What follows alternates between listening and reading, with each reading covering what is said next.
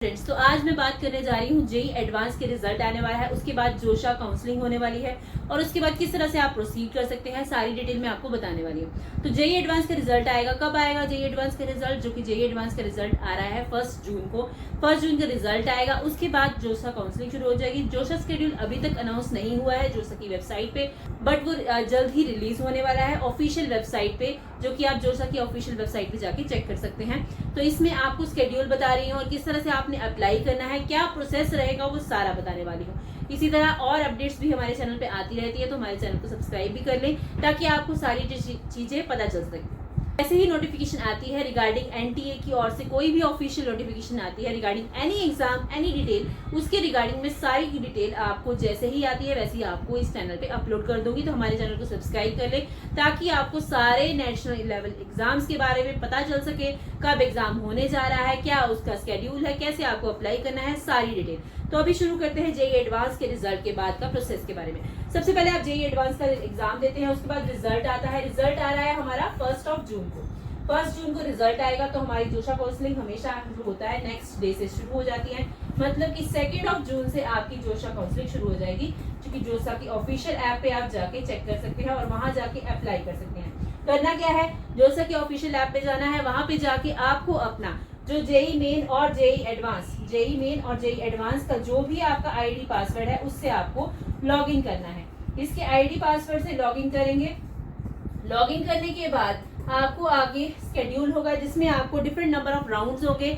जो जोशा का स्केड्यूल आएगा पूरा, उसमें आपको बताया जाएगा कि किस तरह से किस स्टेट में किस तरह से राउंड्स होंगे। टोटल 6 राउंड्स होते हैं। राउंड 1 to राउंड 6 में आपको अकॉर्डिंगली अप्लाई करना होता है, अपना सीट एक्सेप्ट करना होता है, सीट एक्सेप्टेंस फी पे करनी होती है और उस अकॉर्डिंग आपको आगे अपनी प्रोसीड करना होता है। जिसमें जोशा के according IITs, NITs, GFTs, triple ITs, different colleges होते हैं, डिफरेंट यूनिवर्सिटीज होती हैं, जिसमें आप अपना अप्लाई कर सकते हैं और उस अकॉर्डिंग आपकी सीट के एलोकेट होगी आपके रैंक के अकॉर्डिंग। तो जेई एडवांस के रिजल्ट में आपका रैंक डिसाइड होता है, जिसमें आपको सारी डिटेल बताई जाती है। जेई एडवांस के रिजल्ट जब आएगा तो आपको फर्स्ट ऑफ ऑल क्या क्या चीजें पता चलेंगी और उसमें आपको क्या क्या चीजें पता होनी जरूरी है, ये भी जानना जरूरी है। तो जेई एडवांस के रिजल्ट में आपको डिफरेंट कैटेगरीज पता चलती हैं, जैसे कि ये मैंने आपको बताई गई है। जैसे कि सबसे पहले आता है सब्जेक्ट वाइज मार्क्स, जिसमें आपको सब्जेक्ट वाइज कितने मार्क्स आपने ऑब्टेन किए हैं वो आपको पता चलेगा। उसके बाद आता है एग्रीगेट स्कोर, क्या आपका एग्रीगेट स्कोर रहा है। उसके बाद आपको बताता है CRL rank, category rank list, कि आपका कौन सा रैंक रहा है, उसके अकॉर्डिंग आपको CRL रैंक बताया जाता है। उसके बाद कैटेगरी रैंक बताया जाता है और साथ में क्वालिफाइंग स्टेटस क्या रहा है आपको ये पता होना चाहिए। ये सारी चीजें आपके रिजल्ट में आएगी। आपको नंबर ऑफ कॉपीज आपको साथ में रखनी होगी ताकि आपको उस अकॉर्डिंग जिस भी कॉलेज जिस भी यूनिवर्सिटी में आप आगे अप्लाई कर रहे हैं उसमें ये रिजल्ट आपका काम आएगा। उसके बाद आपको जोशा काउंसलिंग होगी। जोशा काउंसलिंग किस तरह होगी वो मैं आपको बताने जा रही हूँ, क्या स्टेप्स रहने वाले हैं वो आपको बता देने जा रही हूँ। तो जेई एडवांस का रिजल्ट आएगा, उसके बाद आपको क्या करना है, सबसे पहले रजिस्ट्रेशन करना है। जैसे मैंने आपको बताया, अपना जेई मेंस या फिर जेई एडवांस के लॉगिन आईडी और पासवर्ड से आपको रजिस्ट्रेशन करना है। रजिस्ट्रेशन करने के बाद आपको चॉइस फिलिंग एंड लॉगिंग होगी, जो भी आपकी चॉइस है अकॉर्डिंग टू यू, अकॉर्डिंग जो भी आपका IIT लेना चाहते हैं, NIT लेना चाहते हैं, GFT जो भी आपके लेना, चॉइस फिलिंग होगी, लॉक करोगे। आपकी सीट रैंक क्या होगा उसकी रैंक के अकॉर्डिंग राउंड्स होंगे। डिफरेंट राउंड्स में डिफरेंट राउंड्स होने के बाद आपको एक सीट दी जाएगी। सीट एक्सेप्ट करने के लिए आपकी एक फीस होती है। सीट देने से पहले आपको क्या करना होता है, 3 ऑप्शन होती है, फ्रीज, फ्लोट एंड स्लाइड। अगर आप उस सीट को एक्सेप्ट करते हैं तो आप फ्रीज पे क्लिक करके फाइनल सबमिशन करें। अगर आप सीट को एक्सेप्ट नहीं करते हैं, आप चाहते हैं किसी और इंस्टीट्यूट को देखना, तो उसके लिए आप फ्लोट करेंगे। अगर आप इंस्टीट्यूट वही देखना चाहते हैं बट कोई और ब्रांच देखना चाहते हैं तो आप स्लाइड करेंगे। ये 3 होते हैं, फ्रीज, फ्लोट एंड स्लाइड, जिसका आपको पता होना जरूरी है। उसके बाद आपको क्या होता है, मॉक अलॉटमेंट। जैसे मैंने आपको बताया मॉक अलॉटमेंट होती है, सीट अलॉटमेंट के राउंड्स होते हैं, मॉक अलॉटमेंट होगी, सीट अलॉटमेंट के राउंड होगी, सीट एक्सेप्टेंस फी पेमेंट। जब आप सीट को एक्सेप्ट कर लोगे तो आपको उसकी फीस पेमेंट करनी होगी ताकि आपकी सीट रिजर्व हो सके। बिकॉज अगर आप वो नहीं करते हैं तो उससे क्या होगा, आपकी सीट कैंसिल हो सकती है और वो सीट किसी और को दी जा सकती है। तो इसलिए आपको अपनी सीट टाइमली, जो टाइम शेड्यूल दिया जाएगा जोशा के अकॉर्डिंग, उसके अकॉर्डिंग आपको अपनी सीट लॉक करनी जरूरी है ताकि आप अपनी सीट रिजर्व कर सके। सीट रिजर्व होने के बाद आपको क्या करना है, डॉक्यूमेंट वेरिफिकेशन। आपको नंबर ऑफ डॉक्यूमेंट्स जो है वो अपलोड करने होते हैं, जैसे कि आपकी 10th की मार्कशीट, 12th की मार्कशीट आपके पास है तो वो अपलोड करनी होती है।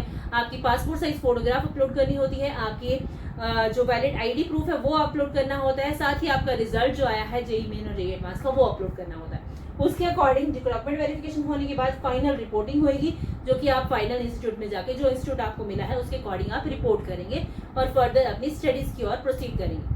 तो ये सारा प्रोसेस रहता है। जोशा के पास जो आपको स्केड्यूल आएगा उसमें नंबर ऑफ डेट्स बताई जाएंगी, किस डेट से लेके किस डेट का आपकी ये सारा स्कीम रहने वाली है। तो जोशा का स्केड्यूल जैसे ही आता है हम आपको नोटिफिकेशन दे देंगे, उस अकॉर्डिंग मैं वीडियो भी बना दूंगी ताकि आपको पता चल सके क्या स्केड्यूल है, किस स्केड्यूल में आपको क्या चीज करनी है। उसके लिए आप चैनल को सब्सक्राइब भी कर ले ताकि जैसे ही नोटिफिकेशन आए आपको पता चल सके। बिकॉज बार बार वेबसाइट खोलना, ओपन करना, देखना इतना पॉसिबल नहीं होता है, इसलिए मैं आपको बोल रही हूँ कि आप चैनल को सब्सक्राइब कर ले ताकि आपको एक चीज जैसे ही नोटिफिकेशन आए वैसे आपको पता चल सके।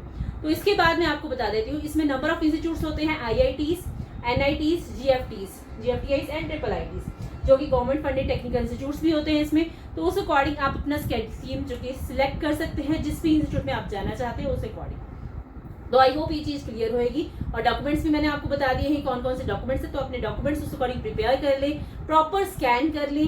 जैसे ही जोशा का स्केड्यूल आता है उसके अकॉर्डिंग आपको क्या स्कीम रहेगी, कितना रेंज रहेगा, क्या स्पेसिफिकेशंस रहेंगी, वो सारी चीजें बताई जाएंगी। उसके लिए चैनल को सब्सक्राइब कर ले। Thank you for watching the video and I hope ये चीज क्लियर होएगी। कोई भी क्वेरी है, कुछ भी इशू है, आप हमें कमेंट सेक्शन में कमेंट करके पूछ सकते हैं। Thank you.